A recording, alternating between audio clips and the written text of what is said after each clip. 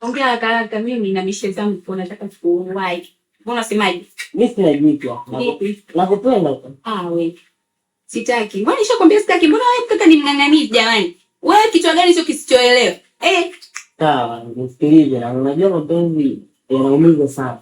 Kwa hiyo nikubalie ndio shida yangu. Nataka nikukubalie wewe. Naomba 50 hapo kama unayo. 50.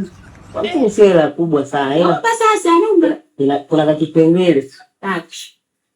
Kuna issue zangu nimeziseti hivi. Nadhani mambo ya kitabu nzuri hiyo ni ndogo sana. Tanipa hiyo hela? Au nisikupe hela. Mambo nyie mnasema tu hela tena unaanza kunanipa. Au usijali. Mimi wewe unanikubalia tena uanze kunidanganya. Wewe unanionaje?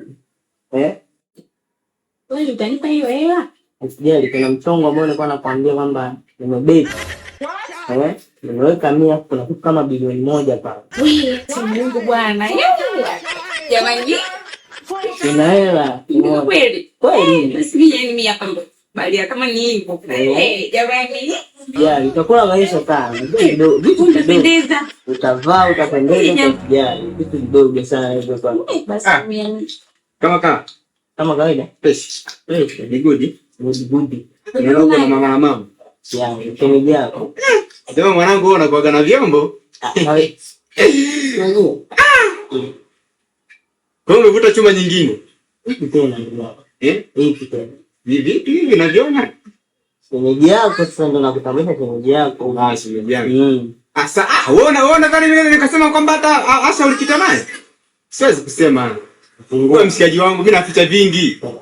Unazingua. Sasa mwanangu kweli mimi nikae tu naenda kusema ulipita na Mwajuma. Siwezi nikasema. Uachana naye. Anaongea nini? Wewe ni muongo. Sasa umesikia vipi lakini yule nani Monica uliachana naye? Monica amefanya nini ndugu yangu vipi?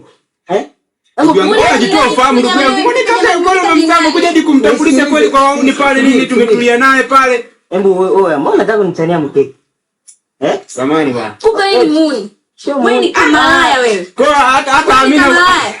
Tena uachane na mimi kuanzia leo. Ndio maana nilikuwa nakukataa wewe mwanangu pekee. Mwanangu hadi Amina wewe. Samahani. Hebu ondoka mwanangu. Wewe mama vipi?